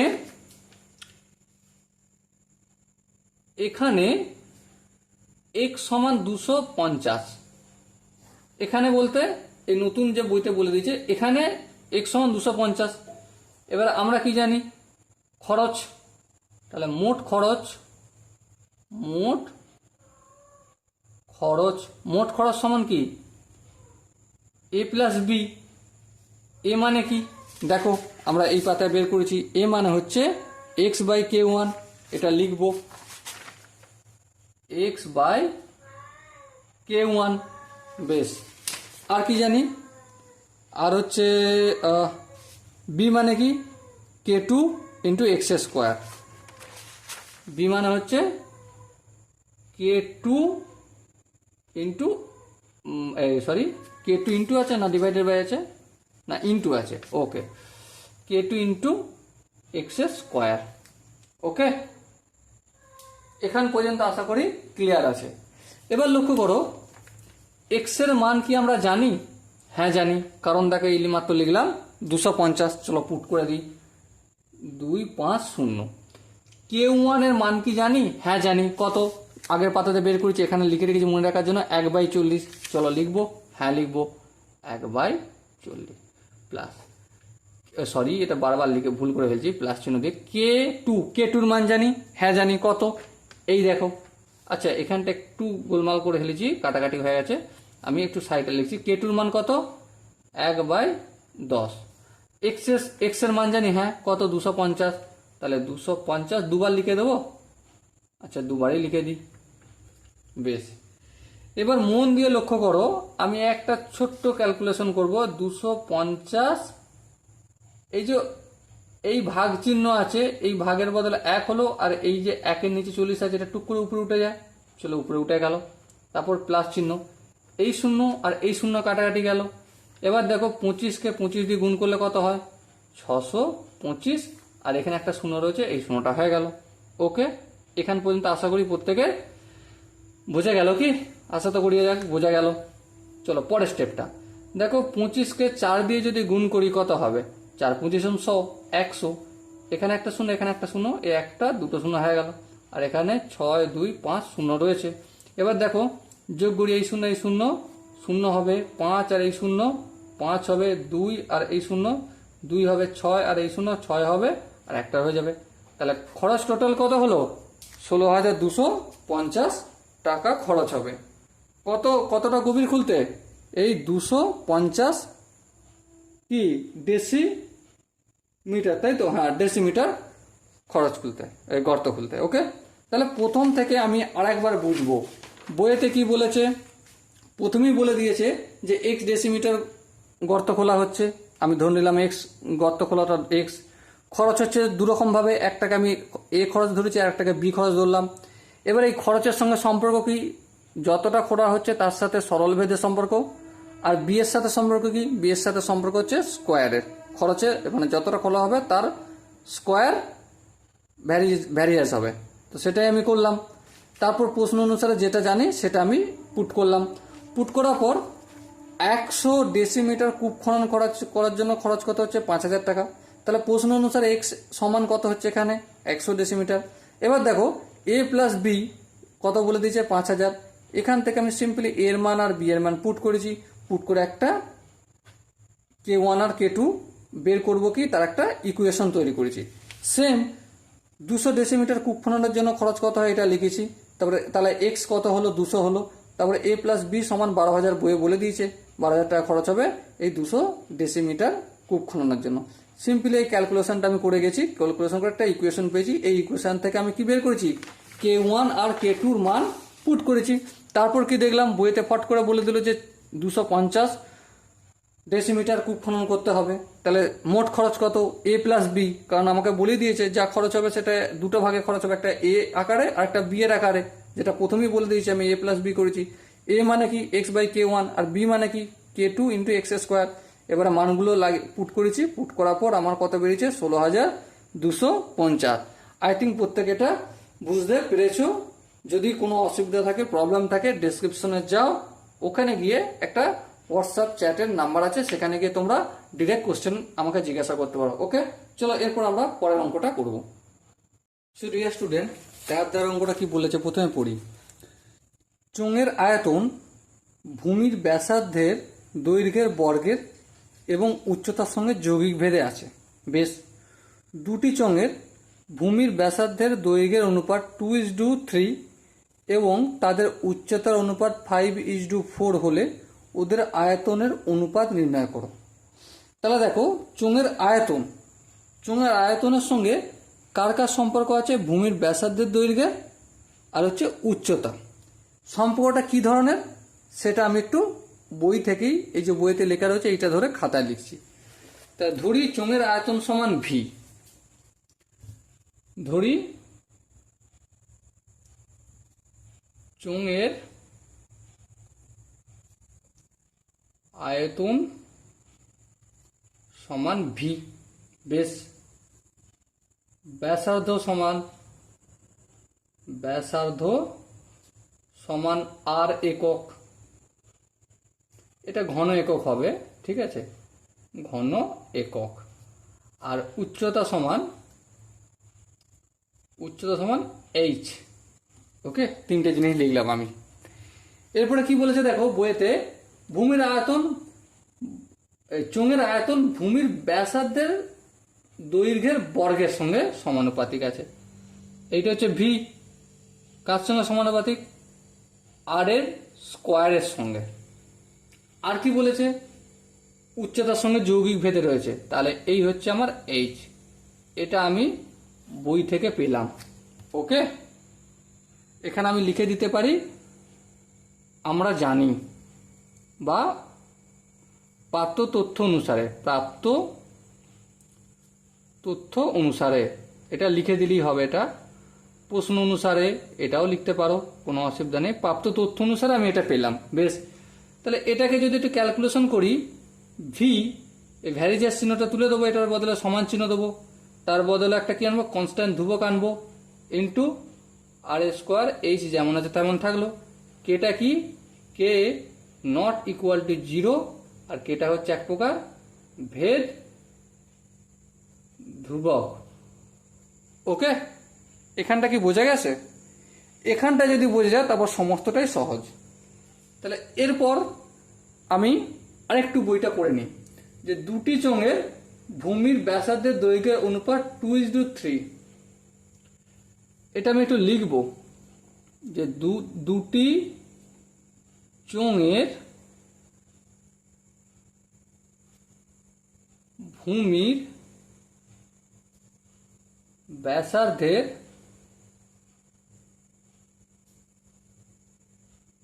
দৈর্ঘ্য এর অনুপাত 2:3 হলে প্রথম চোঙের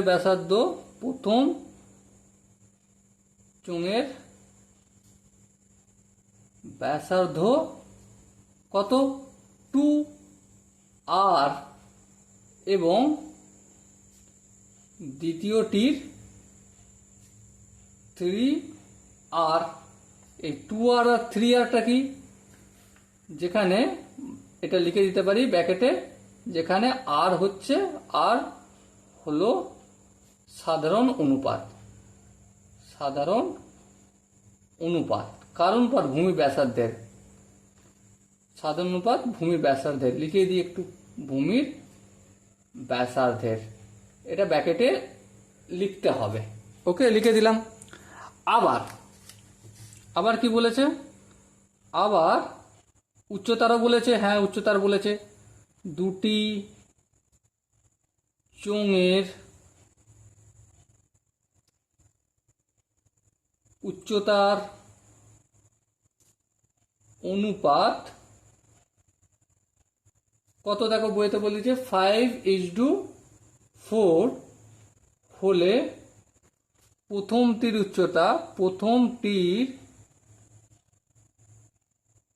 উচ্চতা কত হবে? 5h, এবং দ্বিতীয়টির উচ্চতা কত হবে? 4h। ব্র্যাকেটে কি দেবো? যেখানে h হলো উচ্চতার সাধারণ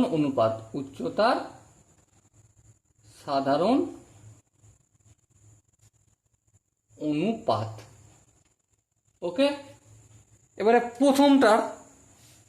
প্রথম চোঙের আয়তন সমান কি? অতএব প্রথম চোঙের আয়তন ব্র্যাকেটে আমি V1 লিখলাম সমান কি, দেখো এখানে আমি কি পেয়ে গেছি, কনস্ট্যান্ট ইন্টু আর স্কোয়ার এইচ। তাহলে কনস্ট্যান্ট লিখব, আর বলতে দেখো এখানে প্রথমটার বেলায় 2r, তাহলে এই 2r লিখলাম তার whole square into H, H বলতে প্রথমটার এইচ ইন্টু 5h লিখলাম। ওকে, এটাকে একটু ক্যালকুলেশন করে দেবো, কে ইন্টু 2r তার পুরোটা হোল স্কোয়ার মানে 4r স্কোয়ার ইন্টু 5h।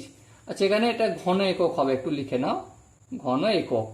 ওকে, এগুলো লক্ষ্য করো, 4 আর 5 গুণ করলে 20 হয়, 20 কে আর স্কোয়ার এইচ ঘন একক।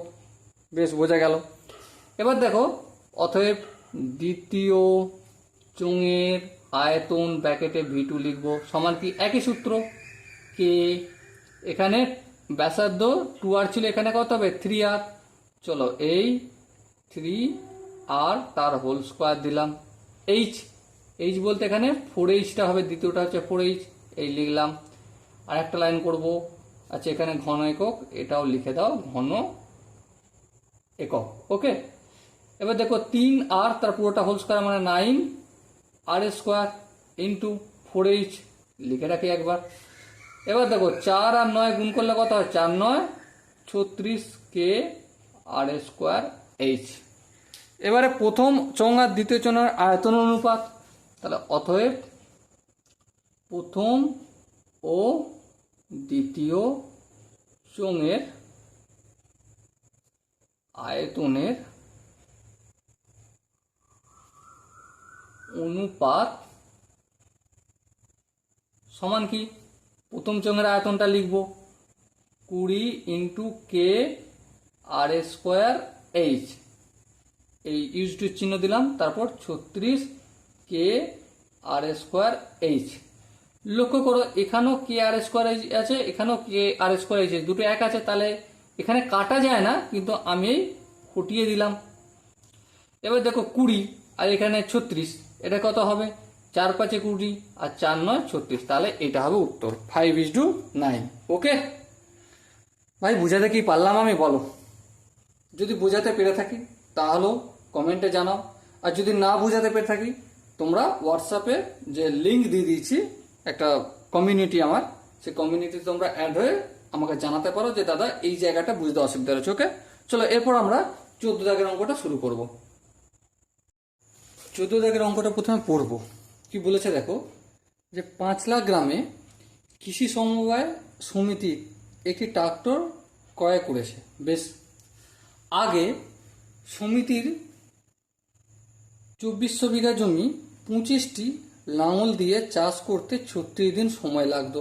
বেশ, এখন অর্ধেক জমি কেবল ট্রাক্টর দিয়ে 30 দিনে চাষ করা যায়। তাহলে একটি ট্রাক্টর কয়টি লাঙলের সমান চাষ করে তা ভেদ তত্ত্ব প্রয়োগ করে নির্ণয় করো। দেখো এখানে 3টে কম্পোনেন্ট বা এলিমেন্ট আছে, একটা হচ্ছে জমির পরিমাণ, আর কি আছে সময়, আর একটা হচ্ছে লাঙল। এই যে 3টে কম্পোনেন্ট, এটাকে আমি লিখে নিই, ঠিক আছে? কি লিখে নিই, তারপর ডিসকাস করব। ধরি জমির পরিমাণ ইকুয়াল টু জি, ডিনোট করব জি বিঘা,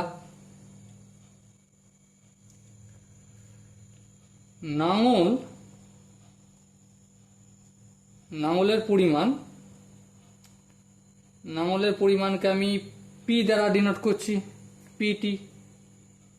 আর হচ্ছে সময় কত, ডি। এবারে এই 3টে জিনিসের মধ্যে জমি আর হচ্ছে লাঙলের পরিমাণ আর সময়, এই 3টে জিনিসের মধ্যে আমি সম্পর্কটা একটু এই বাম দিকে লিখব, তোমরা বুঝতে পারবে, ঠিক আছে? সাপোজ মনে করো জমির পরিমাণটা কনস্ট্যান্ট আছে, লাঙলের পরিমাণটা কনস্ট্যান্ট রয়েছে, লাঙলের পরিমাণটা কোনো রকম চেঞ্জ হচ্ছে না, পিটা কোনোভাবে চেঞ্জ হচ্ছে না। ঠিক আছে, তাহলে জমির পরিমাণ বাড়লে বেশি দিন সময় লাগবে সেটা চাষ করতে নিশ্চয়ই। ধরো লাঙলের পরিমাণটা আমি কনস্ট্যান্ট রাখলাম, ধরো 10টা লাঙল, এক্সাম্পল হিসেবে ধরছি আমি 10টা লাঙল, বাড়াবো না কমাবো না। 10টা লাঙলে 10 বিঘে জমি চাষ করতে 10 দিন লাগতো। আবার ওই 10টা লাঙলে 20 বিঘে জমি চাষ করতে কত লাগবে? অবভিয়াসলি 20 দিন লাগবে।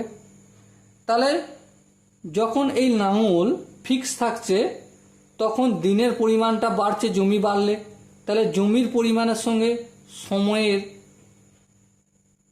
কি ভেদে আছে? সরল ভেদে আছে। কখন? যখন পি ফিক্স। বেশ, আবার দিনটাকে আমি ফিক্স রাখছি। এরপর এটা একটা হলো, এবার আমি দিনটাকে ফিক্স রাখছি।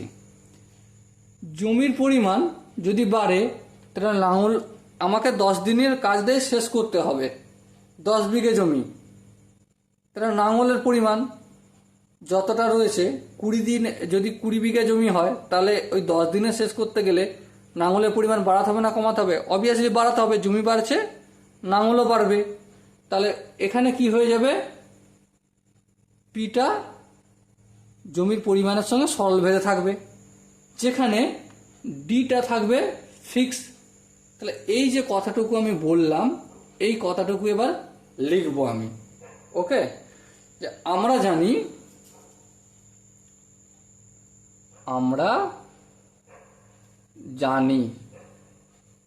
আমরা কি জানি? লাঙলের পরিমাণ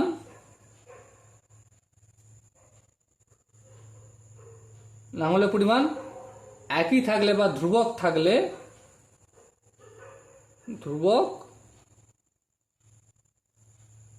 থাকলে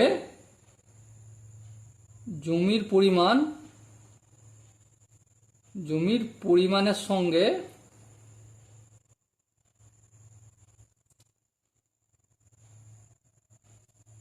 সময়ের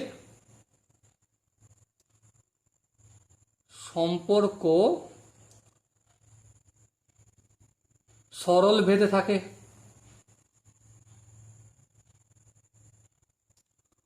অতএব জি ভেরিজাস সময় ডি লিখলাম, যেখানে লাঙলের পরিমাণ ফিক্স, তাহলে লাঙল ধ্রুবক, লাঙলের পরিবর্তে আমি পি ধরে নিয়েছি তাই লিখলাম। আবার কি একই জিনিস, আবার সময় ধ্রুবক থাকলে, মানে সময় যদি পরিবর্তন না হয়, সময় ধ্রুবক থাকলে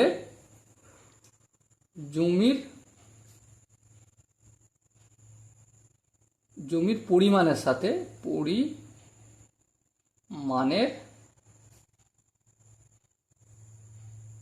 সঙ্গে লাঙলের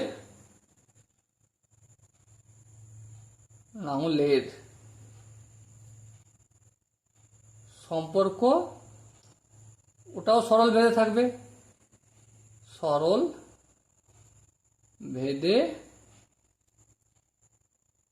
থাকে। বেশ, বোঝা গেল। এরপর লক্ষ্য করো, তাহলে অতএব এটা লিখতে পারি জি ভেরিজাস পি, যেখানে ডি ধ্রুবক, মানে সময়টা ধ্রুবক, তাই না? এবারে এই দুটোকে আমি যদি একসাথে পাঞ্চ করি যৌগিক ভেদের সূত্র অনুসারে লিখে দিই। অতএব যৌগিক ভেদের সূত্রানুসারে জি ভেরিজাস পি ইন্টু ডি, ব্র্যাকেটে কি লিখব? যেখানে পি ও ডি উভয়ই চলরাশি,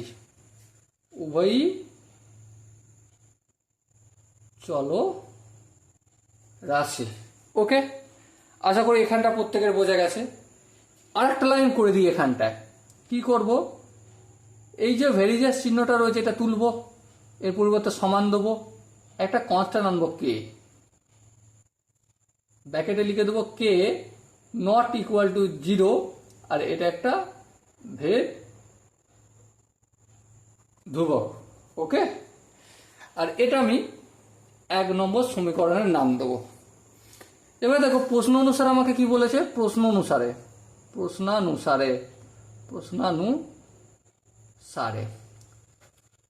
জি কত, 2400,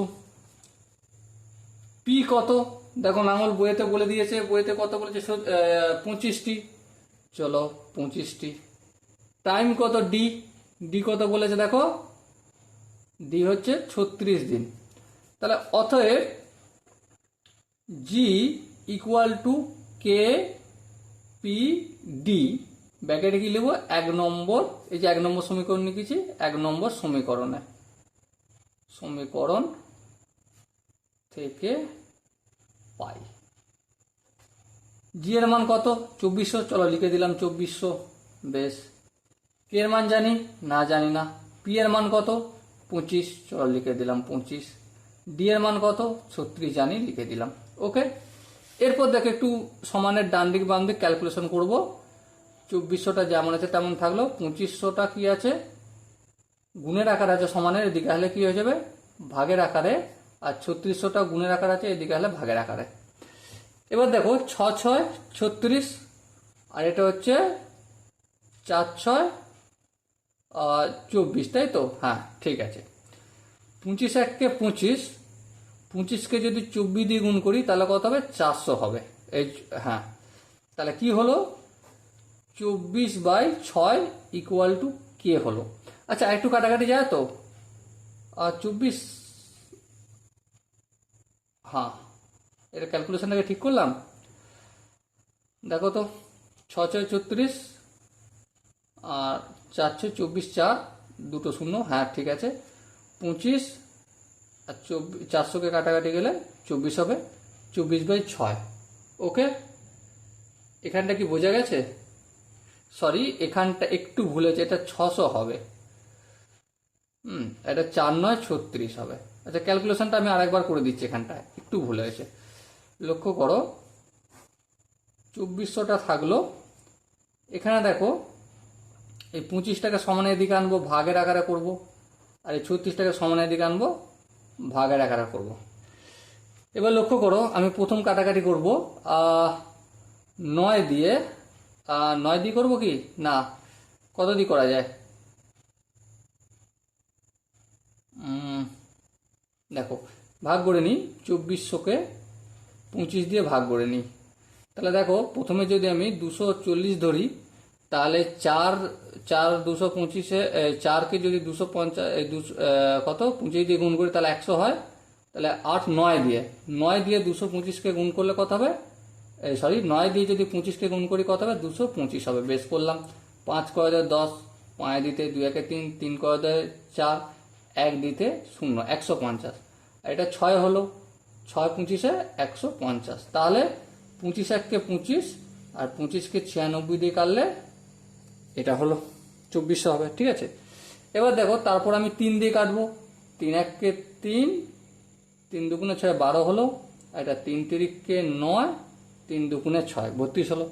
4 দিয়ে কাটি, 4 4 দিয়ে কাটলে 3 4-এ 12, আর এটা হচ্ছে 3 8-এ 24। তাহলে কত বের হলো আমার, 8/3 কে এর মানটা বের হলো। ওকে, এখানটা কি বোঝা গেল? চলো আশা করি বোঝা গেছে। এর পরের স্টেপটা খুবই ইম্পর্টেন্ট। পরের স্টেপে বলেছে এখন জি এর পরিমাণ আর 2400 নয়, কত বলেছে, অর্ধেক। তাহলে 2400 ভাজিত 2 সমান 1200 হলো, 1200 বিঘে। আচ্ছা এখানে আবার দিন বলে দিয়েছে, দিন কত বলেছে, ডে ইকুয়াল টু দেখো 30 দিনে বলে দিয়েছে বইতে, 30 দিনে, বেশ 30 দিন।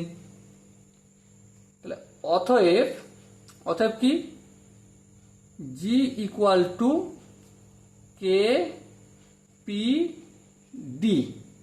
এটা করতে পেলাম 1 নম্বর সমীকরণ থেকে। এটা আমরা পেলাম। এবারে জি এর জায়গায় মান পুট করব, 1200 পুট করে দিলাম। কে এর জায়গায় মান পুট করবো, হ্যাঁ পুট করব, 8-এর 3 পুট করলাম। পি এর জায়গায় তো কিছু হবে না।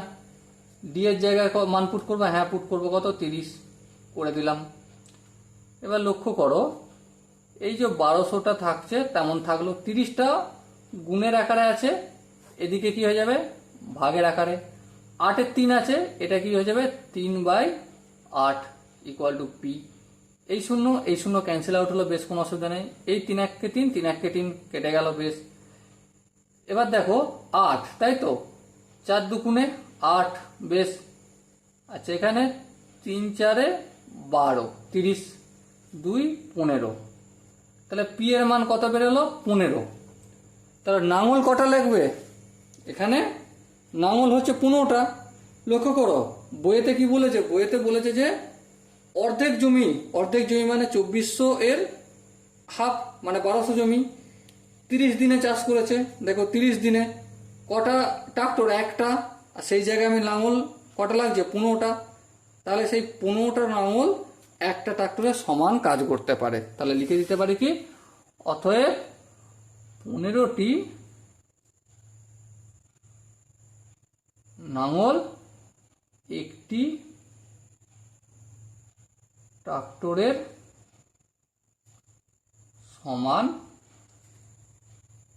কাজ করে। তাহলে একটা ট্রাক্টর সমান 15টা লাঙল। ওকে, দেখো প্রথমে আমি বেসিক নলেজটা, এখান পর্যন্ত আমি কিছুই করিনি অঙ্কটা, শুধুমাত্র বেসিক নলেজটা আলোচনা করেছি। তারপর মানগুলো পুট করেছি, কে এর মানটা বের করেছি। দেখো কে এর মানটা বার করার পর সিম্পলি আমি কটা লাঙল লাগছে কিভাবে ডিসাইড করলাম, ভেবে দেখো কটা লাঙল লাগছে কিভাবে ডিসাইড করলাম। এখানে লাঙলের বদলে ট্রাক্টরের বদলে আমি লাঙলই করছি, কেন? কারণ আমি অলরেডি জেনে গেছি যে ট্রাক্টর একটা রয়েছে, বইতে দেওয়া রয়েছে। একটা ট্রাক্টরে 30 দিনে কতটা জমি চাষ করছে, 1200 বিঘে জমি। হ্যাঁ, তাহলে ওটাই পুট করে আমি লাঙল তাহলে কটা লাগতো, পিটা আমি বের করে নিলাম, কটা লাগতো 15টা লাঙল লাগতো। তো 15টা লাঙল সমান একটি ট্রাক্টরের সমান কাজ করে, এটা আমি বুঝতে পারলাম। ওকে, সো ডিয়ার স্টুডেন্ট, আশা করি তোমরা 14 দাগের অঙ্কটা সমস্তটাই ভালো করে বুঝতে পেরেছো। যদি কোনো জায়গায় ডাউট থাকে নিচে কমেন্টে জানাও, অথবা ডেসক্রিপশন বক্সে গিয়ে পেয়ে যাবে তোমরা হোয়াটসঅ্যাপ চ্যাটের অপশন।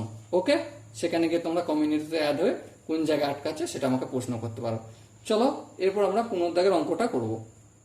স্টুডেন্ট, 15 দাগের অঙ্কটা প্রথমে আমরা পড়ে নেবো। কি বলেছে দেখো, গোলকের আয়তন তার ব্যাসার্ধের দৈর্ঘ্যের ত্রিঘাতের সঙ্গে সরলভেদে পরিবর্তিত হয়। বেশ, গোলকের পৃষ্ঠতলের ক্ষেত্রফল তার ব্যাসার্ধের দৈর্ঘ্যের বর্গের সঙ্গে সরলভেদে পরিবর্তিত হয়। বেশ, বোঝা গেল। তাহলে প্রমাণ করতে হবে কি, গোলকের আয়তনের বর্গ তার পৃষ্ঠতলের ক্ষেত্রফলের ঘনের সঙ্গে সরলভেদে থাকে। এটা আমাকে প্রমাণ করতে হবে। চলো প্রথমে যেই পোর্শনটা রয়েছে, গোলকের আয়তন তার ব্যাসার্ধের দৈর্ঘ্যের ত্রিঘাতের সঙ্গে সরলভেদে, এই যে ব্যাপারটা এটা একটু লিখে নিই। এটা লিখে নিয়ে করলে তোমাদেরও বুঝতে সুবিধা হবে। আর কি কি ধরে নিচ্ছি সেটাও একটু লিখে নেব। যেমন প্রথমে ধরি গোলকটির আয়তন,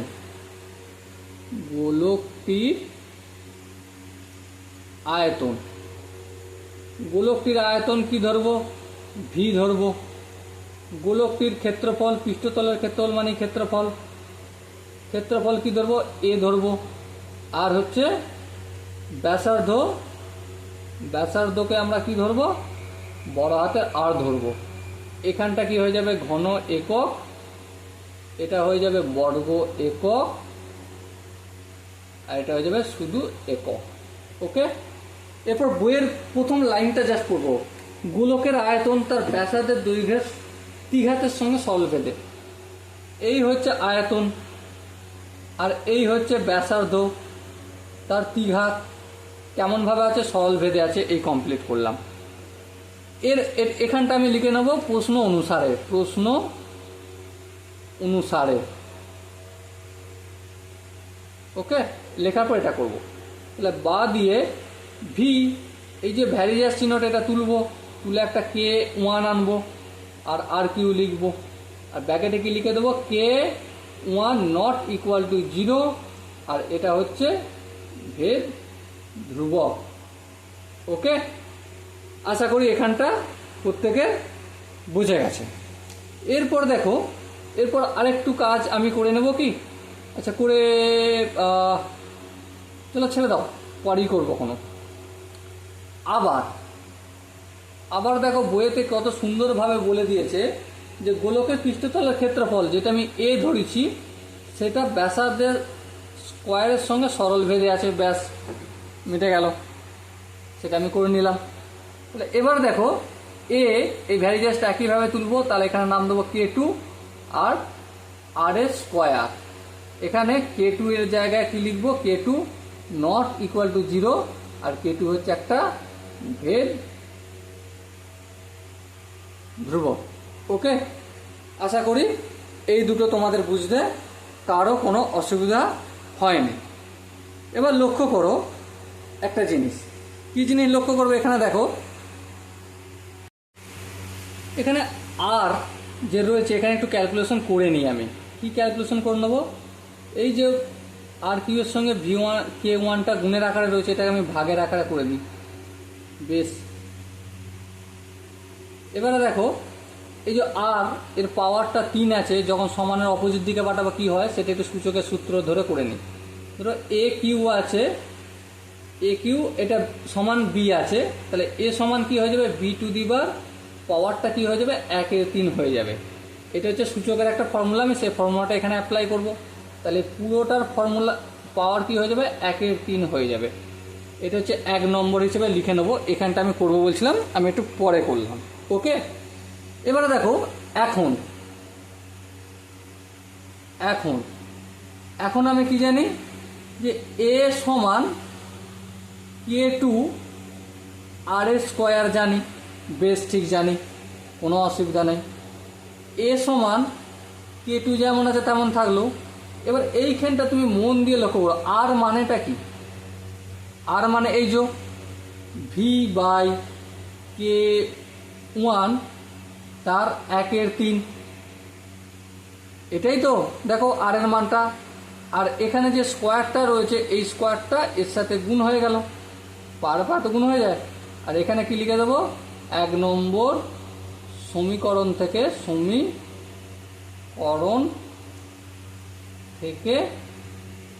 আর এর মান বসিয়ে